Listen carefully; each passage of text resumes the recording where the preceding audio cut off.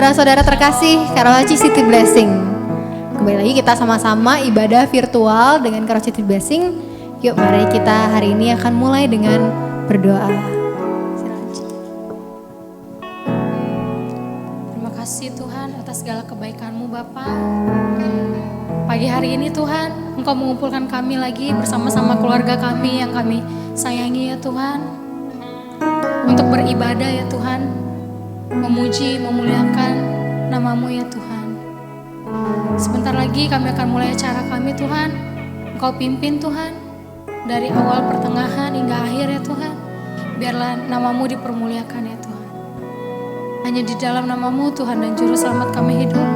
Kami sudah berdoa dan mengucap syukur. Haleluya. Amin. Amin.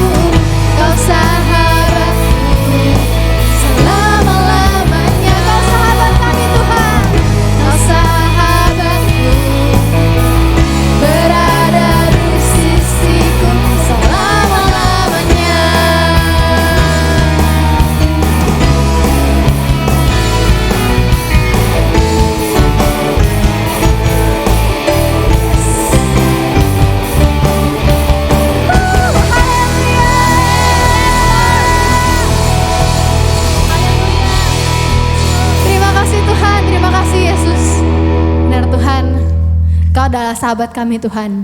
Kau yang selalu menopang hidup kami Tuhan. Ya Tuhan, terima kasih Bapa.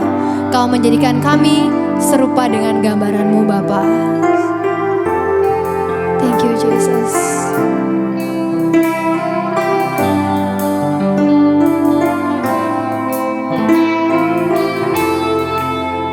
Hold me now in the hands that created the heavens. Find me now where the grace runs as deep as your love. You pulled me from the clay. You set me on a rock. You called me by your name. Make my heart whole again. So here I stand, high and surrender. I need you now. Hold my heart now and forever. My soul cries out. Once I was broken, you love my whole heart too. Sin has no hold on me, 'cause His grace holds me now. Lift it up, and my knees know it's all for your glory. That I must stand with no reason to sing than to fear. You pulled me from the clay. You set me on a rock. You called me by your name. Make my heart whole again. So here I stand, high and surrender. I need you now. Hold my heart now and forever. My soul cries out. Here I stand, high and surrender. I need you now. Hold my heart now and forever. My soul cries out. Here I stand, high and surrender. I need you now. Hold my heart now and forever. My soul cries out. Once I was broken, you loved my whole heart too. Sin has no hold on me, 'cause your grace holds me now. Healed and forgiven, healed and forgiven. Look at my chains are now. Sin has no hold on me, 'cause your grace holds me now.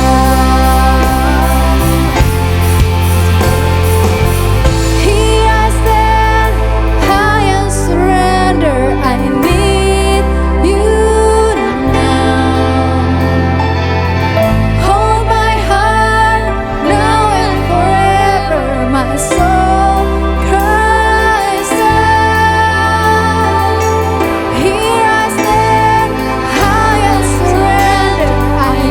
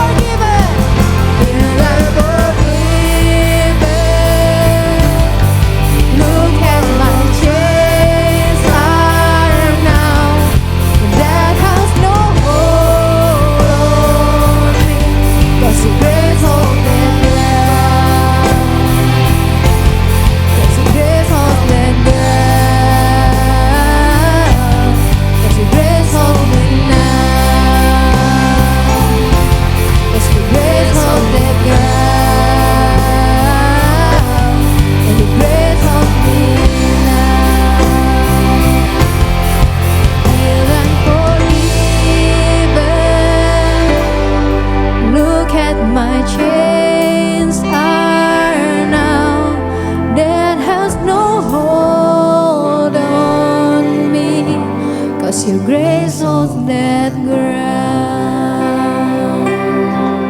Your grace holds that ground. Your grace holds that ground. Yes, thank you, Jesus. Thank you, Lord.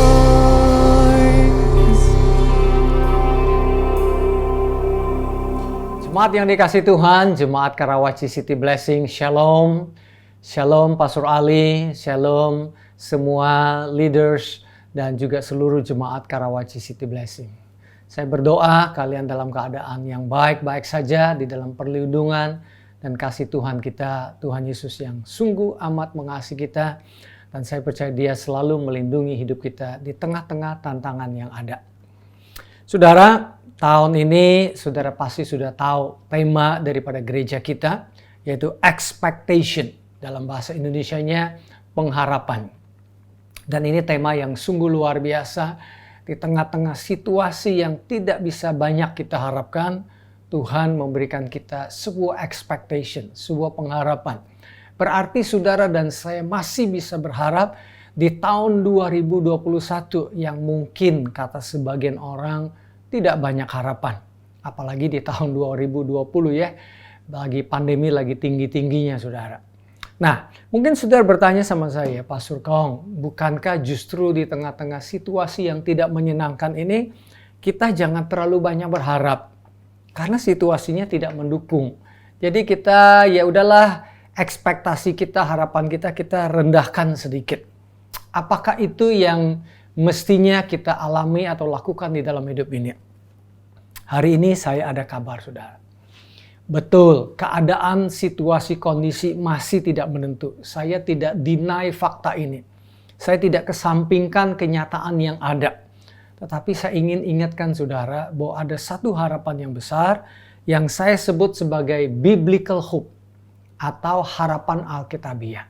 Bukan harapan yang sia-sia, bukan harapan duniawi, bukan harapan sebagian orang yang semakin hari semakin menurun harapannya. Itu wajar sebagai manusia.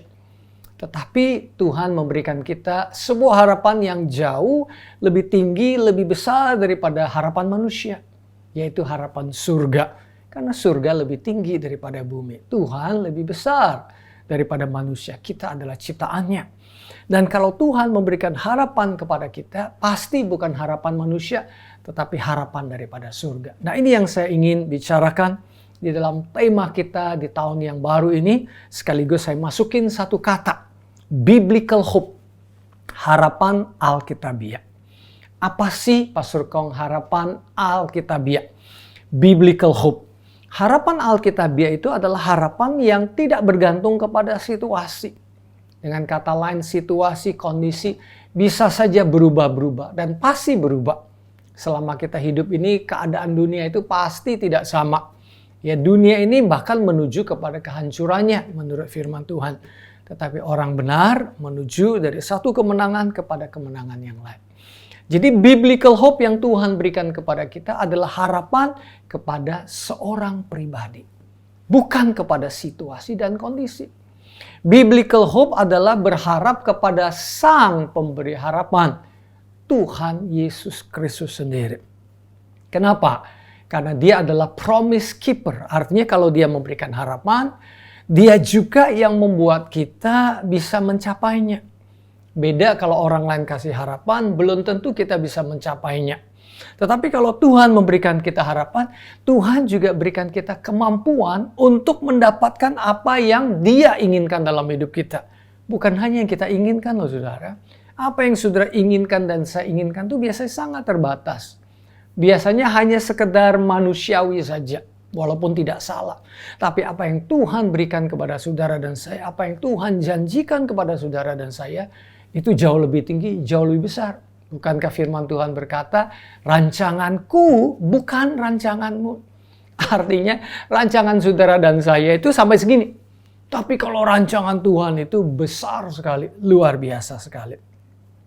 Inilah biblical hope yang Tuhan berikan kepada saudara. Jadi memasuki tahun 2021, apapun kondisi saudara, apapun, baik keadaan bagus atau keadaan kurang bagus, saya ingin mengajak saudara untuk berharap kepada Tuhan. Kalau saudara tidak punya harapan, berharaplah kepada Dia sehingga harapan saudara naik. Kalau harapan saudara sudah tinggi, luar biasa saudara, tetapi ada harapan Tuhan yang Dia berikan kepada saudara yang jauh lebih tinggi. Itulah Tuhan kita dan Tuhan saudara dan saya. Saya ambil contoh ilustrasi saudara dari seorang yang bernama Yairus. Saudara mungkin sudah pernah dengar ceritanya. Yairus ini kepala sinagog, orang penting. Tetapi satu hari anaknya yang satu-satunya, semata wayang ya kata orang ya, umur 12 tahun, anak perempuannya sakit. Sakitnya itu sakit kritis, berarti dalam posisi yang berbahaya. Kita akan melihat bagaimana Tuhan mengajar Yairus untuk menaruh harapan bukan kepada kondisi daripada sakit yang menimpa anaknya, tetapi kepada Tuhan yang menyembuhkan anaknya. Nah, itulah disebut dengan biblical hope. By the way, ngomong-ngomong saudara, dengan anak yang sudah hampir mati itu, biasanya harapan kita itu terendah. Apalagi kita dengar kiri kanan, orang lain meninggal, ini penyakitnya nggak bisa disembuhkan. Biasanya harapan kita menjadi ciut, hati kita menjadi ciut. Jadi kita tidak berani berharap besar. Tetapi sekali lagi, Tuhan sedang mengajar Yairus kepada siapa dia menaruh harapannya. Bukan kepada situasi, bukan kepada kondisi, tapi kepada Tuhan Yesus, Sang Penyembuh, Sang Juru Selamat. Tetapi di dalam perjalanan hidup Yairus, kadang-kadang dia on, kadang-kadang juga dia mundur lagi. Saya bisa mengerti seperti kehidupan kita kadang ya, kadang juga kita ragu. Demikian juga Yairus, harapannya hampir aja hilang. Kenapa?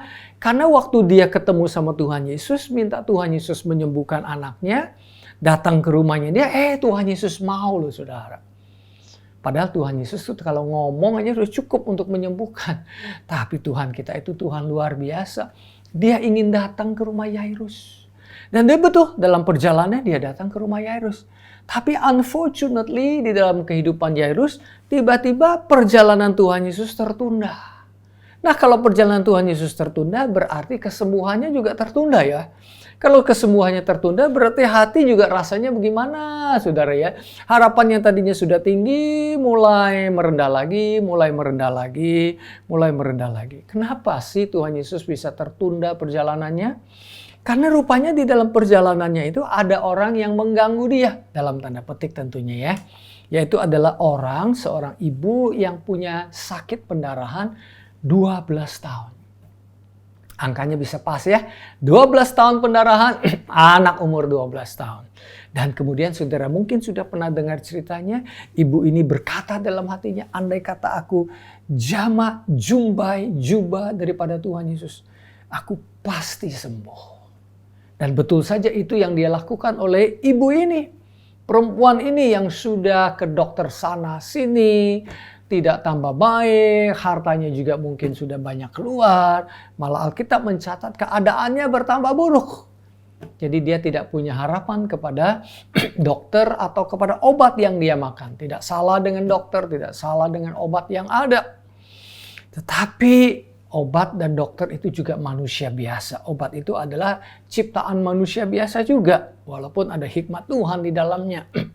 Tetapi hari itu dia menjamah jumbai jubah Tuhan Yesus. Simbol daripada kesembuhan Kristus Yesus dalam hidupnya.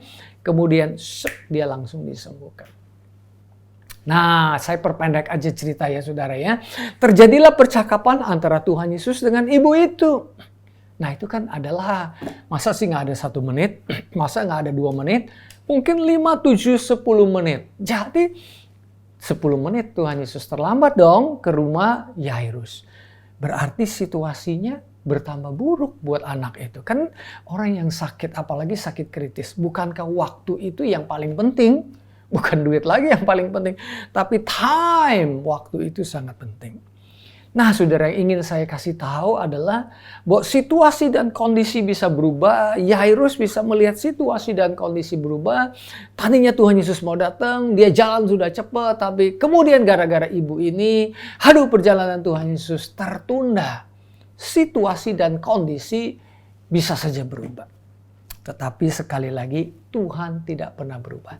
Dia yang memberikan janji, Dia yang memberikan kesembuhan. Dia tidak pernah berubah, saudara.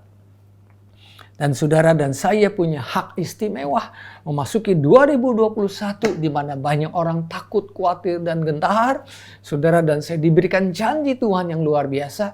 Kita memiliki biblical hope, harapan Alkitabiah, Bible. Maka kata sifatnya adalah biblical. Ya, kata bendanya Bible, harapan yang sesuai dengan Alkitab, biblical hope, saudara. Nah, saudara, dalam perjalanan Tuhan Yesus terlambat, tiba-tiba ada suara dari rumah Yairus yang kirim orang kasih tahu, Yairus, jangan lagi kamu ganggu Tuhan. Anakmu sudah meninggal. Saudara bisa bayangkan nggak perasaan Yairus itu? Waduh, mixed feeling ya, campur aduk. Dia sudah punya harapan yang besar, kemudian turun lagi gara-gara ibu yang dijamah oleh Tuhan Yesus disembuhkan. Tapi saya lihat, ibu itu sembuh juga. Mungkin harapannya naik lagi. Harapannya lagi tinggi-tingginya, ada kabar buruk dari keluarganya. Bukankah dalam hidup ini kadang kita mengalami seperti itu, saudara? Harapan kita itu bisa naik turun. Kalau kita melihat situasi dan kondisi. Tetapi puji Tuhan, saudara dan saya diberikan hak istimewa untuk menaruh harapan kita kepada pribadi. Haleluya.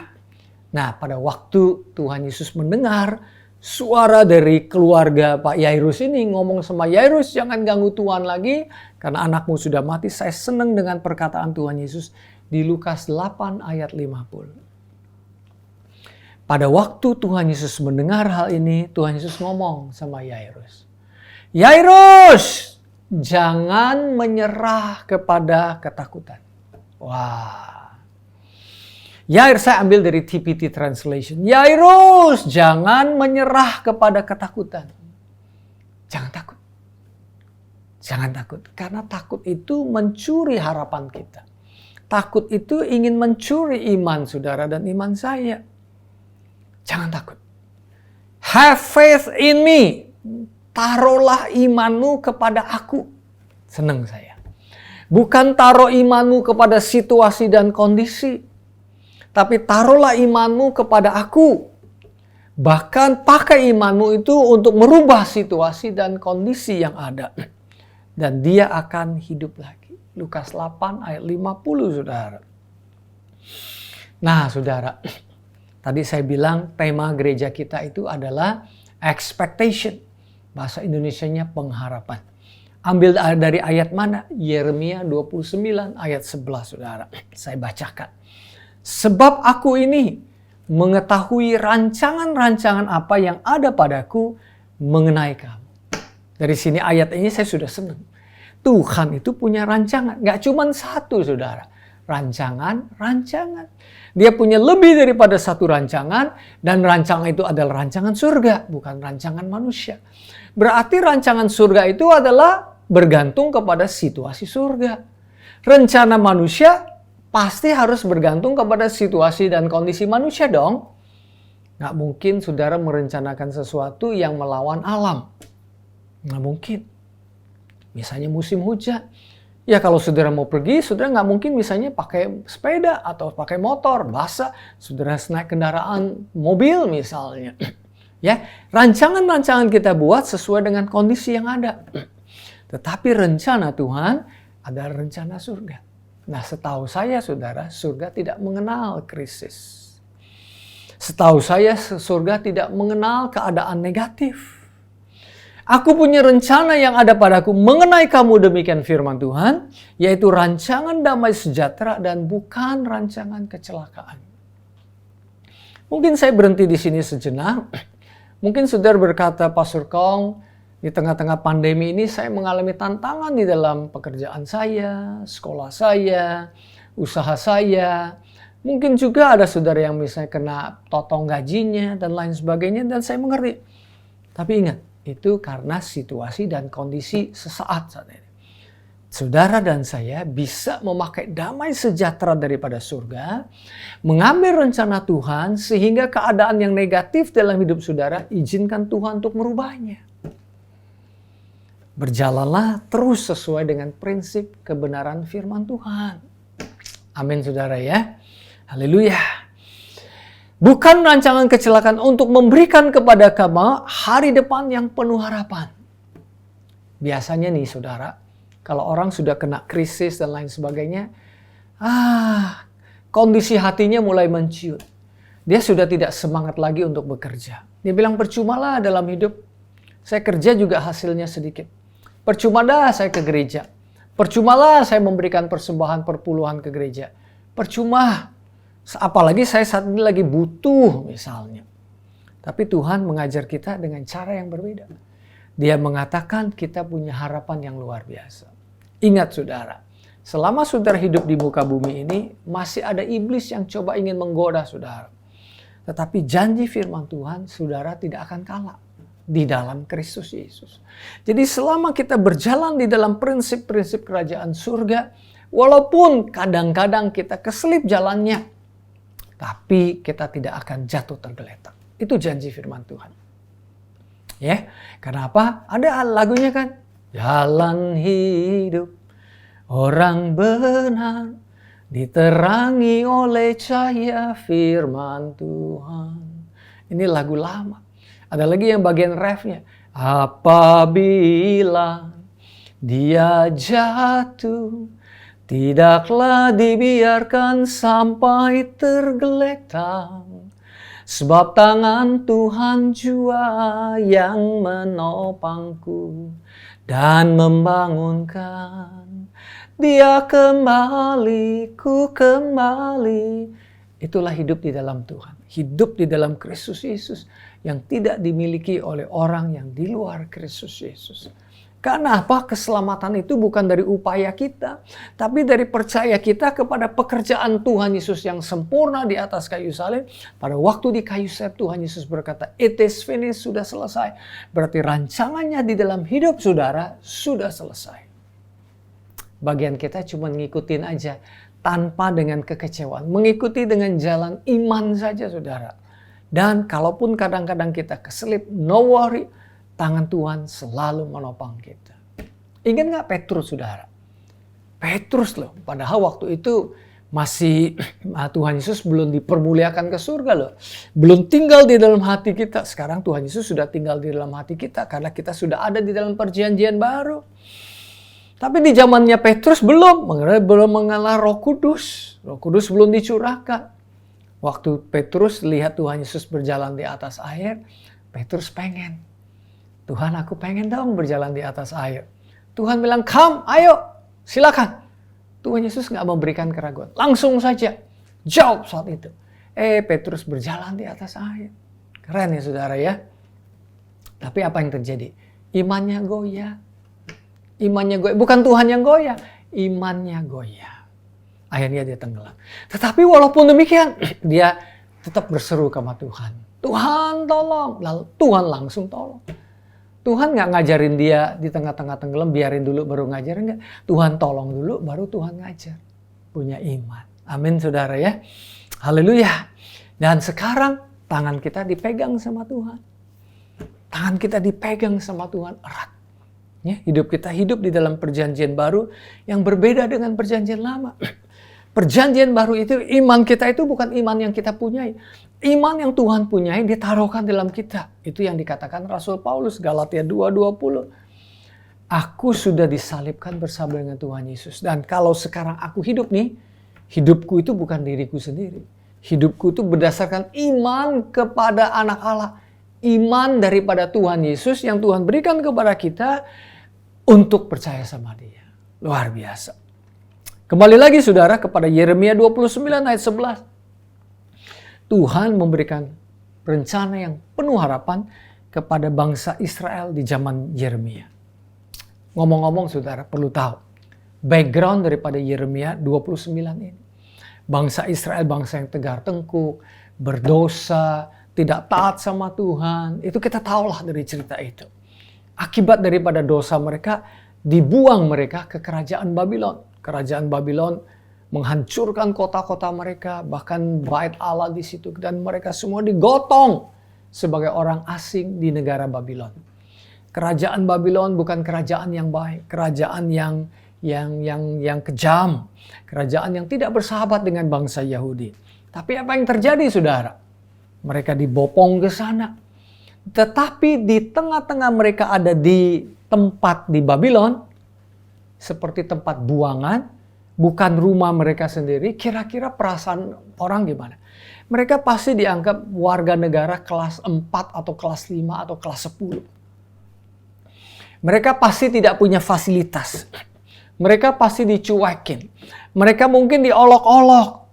Dan biasanya kalau udah kayak gitu ya, perasaan kita itu cenderungnya itu kita self pity, saudara. Mengasihani diri sendiri. Itu kecenderungan manusia seperti itu. Karena ada tantangan dan rintangan.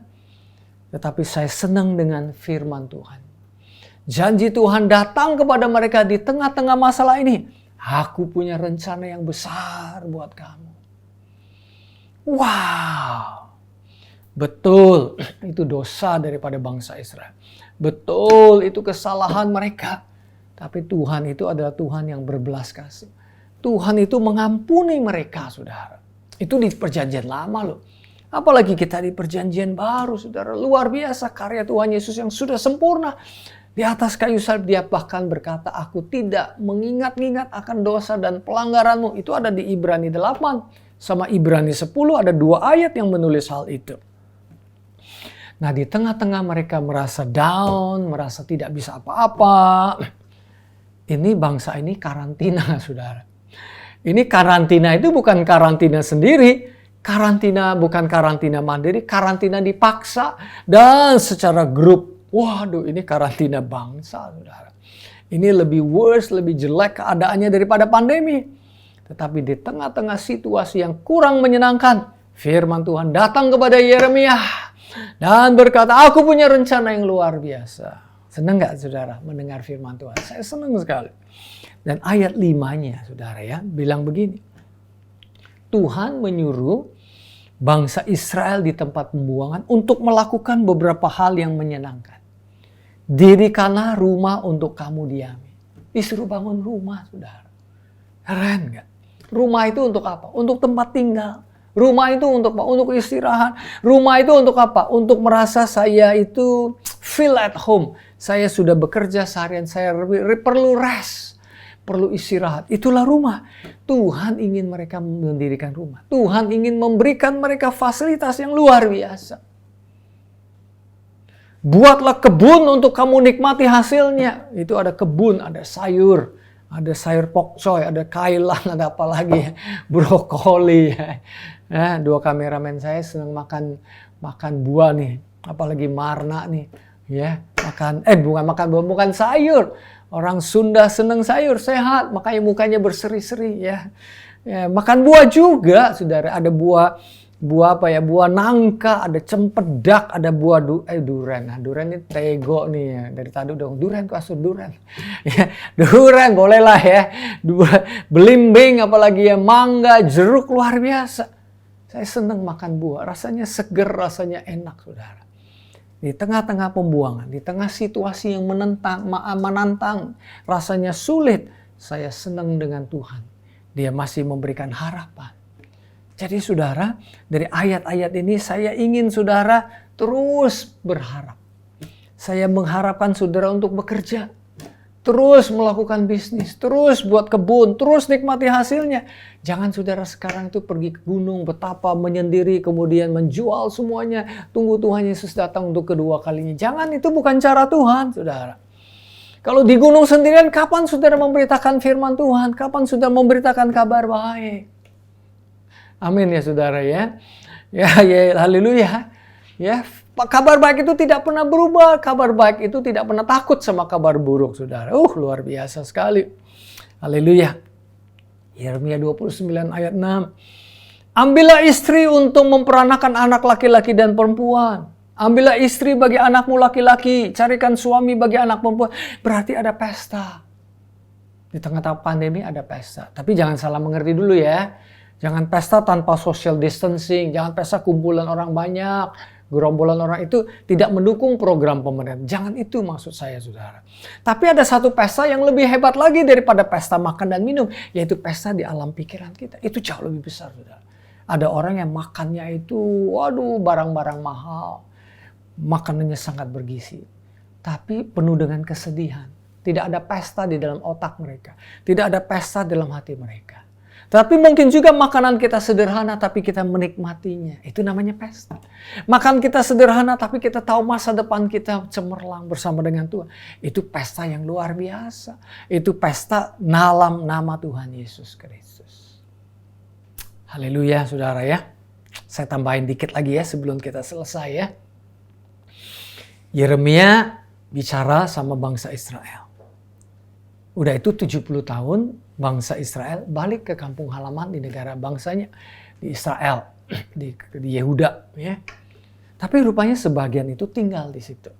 Salah satunya ada Mordekai dan Hadasa. Saya mengucap syukur Mordekai itu mendengar janji firman Tuhan ini. Mengusahakan kesejahteraan kota. Berpikir untuk kesejahteraan Babylon. Berpikir untuk kotanya. Walaupun itu bukan negaranya sendiri. Walaupun itu tempat dibuang, itu bukan kampung halamannya, tapi mungkin juga mereka sudah warga negara situ lama-lama kali ya. Tetapi Tuhan punya rencana untuk bangsanya.